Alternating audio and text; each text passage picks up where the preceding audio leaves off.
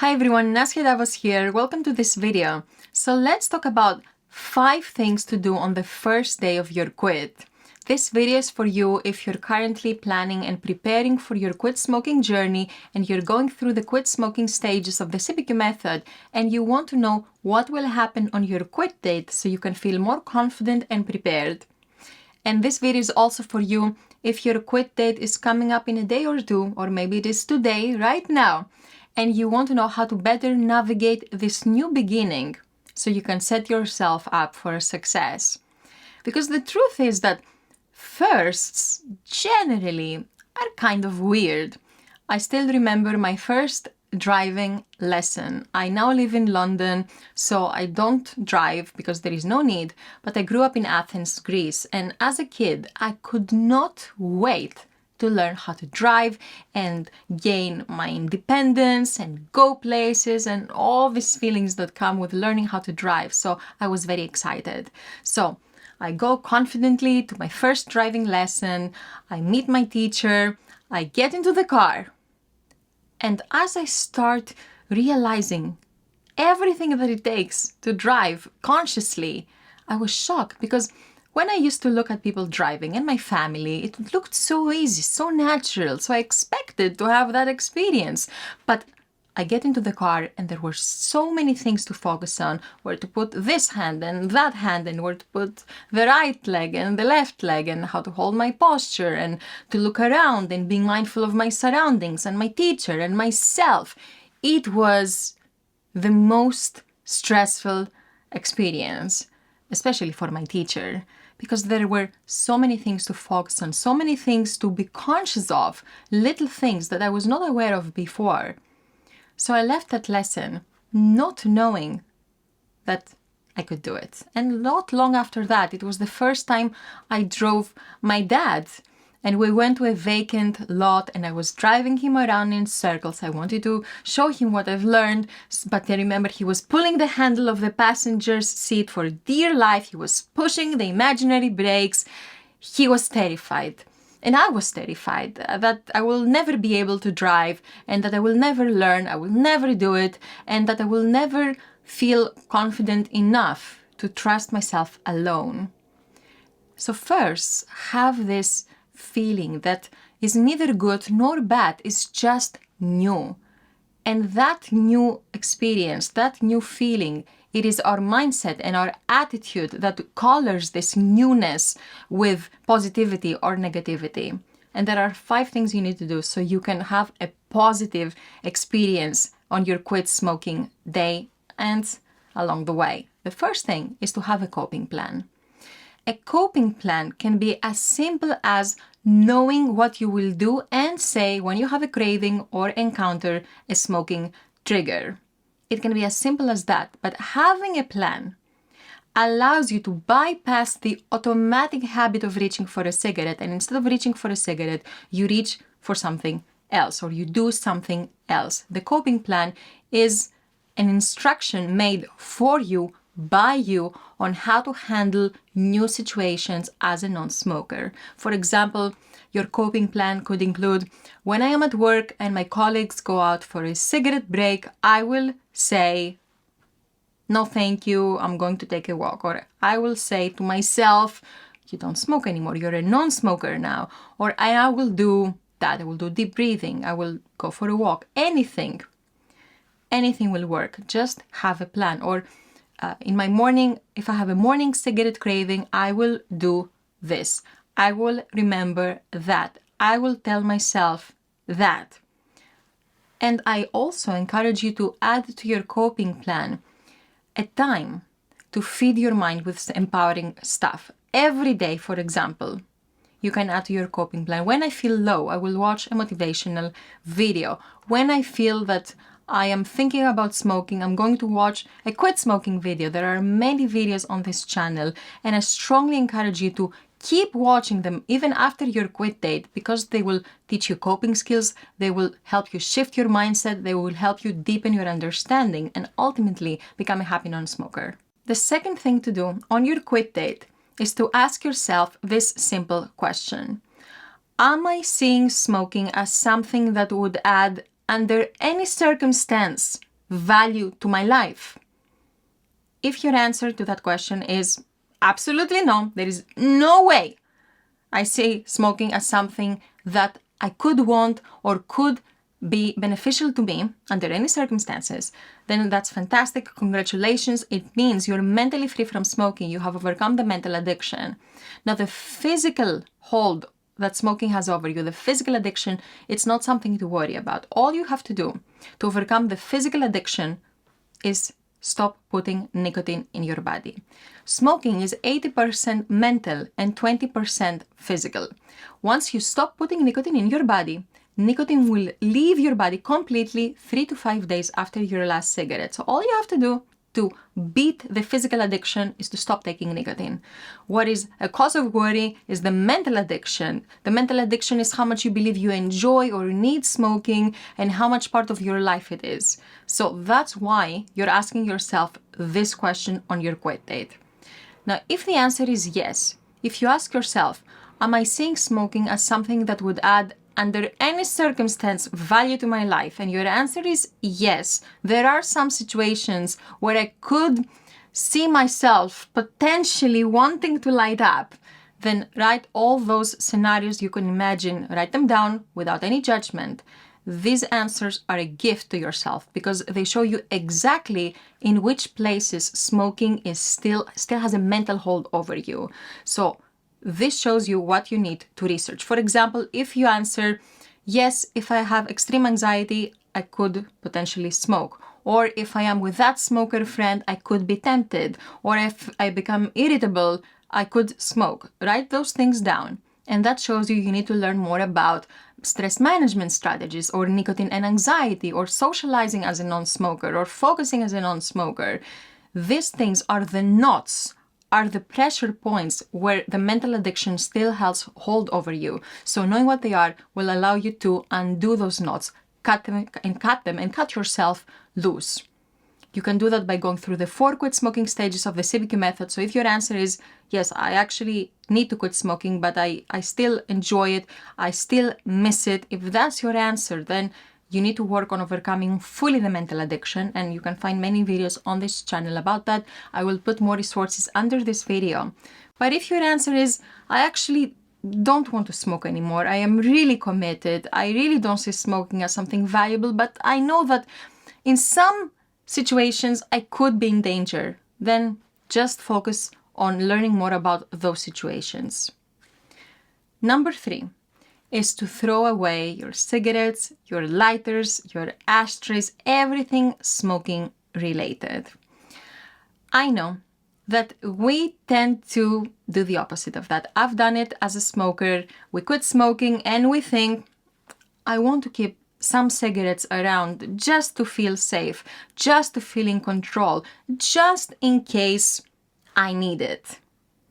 Well, this is like working against your own best interest because addiction is the opposite of being in control. Yes, we can outsmart our addiction, but being in control is not something you want to do with addiction. The addiction is in control. So keeping your cigarettes in your bag or the depths of your closet or hiding them somewhere, what you're actually doing is that you're making smoking an option. When cigarettes are around, smoking becomes an option. Even if you don't want to smoke, even if you don't feel like smoking in the moment, or if you don't foresee yourself feeling like smoking, keeping cigarettes around makes smoking an option. And apart from that, you're sending mixed signals to your brain because you're telling yourself, yes, I'm going to quit smoking, I am quitting smoking, but I may also need it. You're sending mixed signals that prevents your brain from actually committing. Also, if you tell yourself, yes, I may need smoking, this shows that you still somehow see value in smoking or any form of nicotine. So go to step 2, where we talk about the mental addiction. Now, living with another smoker, that changes things a little bit. You still, because you cannot throw their stuff away and you cannot force them to quit smoking. I have another video where I explain how to become a happy non-smoker even if you live or spend a lot of time with other smokers. So you cannot make them change to help you, but, and that's okay, They will have their own timeline and their own time to be ready. But you can still throw away your cigarettes to show your brain that you're for real. Because quitting smoking is a commitment, is a contract you're doing between you and yourself. So go all in. Make sure that your actions and your mindset are fully aligned and you're not saying one thing to yourself but then doing another by keeping cigarettes around. So throw it away, let it go, release it. The fourth thing to do is to keep your blood sugar levels steady. Now, this is a bit controversial, but it can have a massive impact on your mood and the nicotine withdrawal symptoms you may or may not experience. So here's the thing. When we quit smoking, we tend to eat comfort food, cookies, chocolate, chips, things that are high in carbs, bad carbs, and processed sugar. And these things may make you feel good for a second because they create dopamine release, especially sugar. But what happens is that these kinds of foods create a glucose spike that then crashes. And when your glucose crashes, you feel depressed, irritable, anxious, you have headaches, you feel foggy, you have sugar cravings that feel exactly like nicotine cravings, this feeling of wanting, that bottomless pit of wanting that nothing can satisfy it. All those things happen because of unsteady blood sugar levels. And these are the withdrawal symptoms that you've been worried about and dreading. And most of those things happen because of the blood sugar and the glucose. So this is going to help you tremendously. Also, as a side note, if you quit smoking and you seek comfort food, it's like telling yourself, something bad is happening to me and I need comfort, which of course points to the mental addiction that we talked about on step 2. Nothing bad is happening. You're doing a fantastic thing for yourself. So get out of the mindset that you're doing something horrible and you need comfort. No. You're breaking free. Always keep that mindset. And when it comes to withdrawal, keep your blood sugar levels steady. So a diet high in protein and healthy fats is going to help you tremendously. If you have a sugar craving, you can eat a fruit, fresh fruit juice, a little bit, doesn't have to be a lot. And if you tell me, Nasya, there is no way I am able to cut sugar and pasta and donuts and all those things. Well, there is another way. There is a method called the Glucose Goddess method. Is created by a biochemist, and all she talks about is how to eat your foods in what order so you can have the minimum blood sugar level spike and crash. It is a fantastic method. So the guideline here is to keep your blood sugar level steady, and there are many ways to do that. This is going to help you have a minimal, if any, withdrawal. It's going because the withdrawal, and I will put more resources. I love talking about the withdrawal because there are a lot of myths around it. How you experience the nicotine withdrawal, no matter how long you've been smoking, even 50 plus years, depends on your mindset, your nutrition, and your overall health. Nutrition plays a big role, and keeping your blood sugar level steady is how you start taking control of that. And the fifth thing to do on your quit date is simple but important: to take it one step at a time. One step at a time. You don't have to tell yourself, I'm quitting smoking forever, or I will never smoke again. When it is just your first day, if you're overwhelming yourself in your mind, it's going to be really hard to go to the next day and the one after that. More than 2,000 years ago, the philosopher Lao Tzu said in the Tao Te Ching, "The giant pine tree grows from a tiny seedling. A tower 9 stories high starts with a single brick, and the journey of 1,000 miles begins with a single step." So today, on your quit date, you just have to take one step, and then steps add up and they become your life.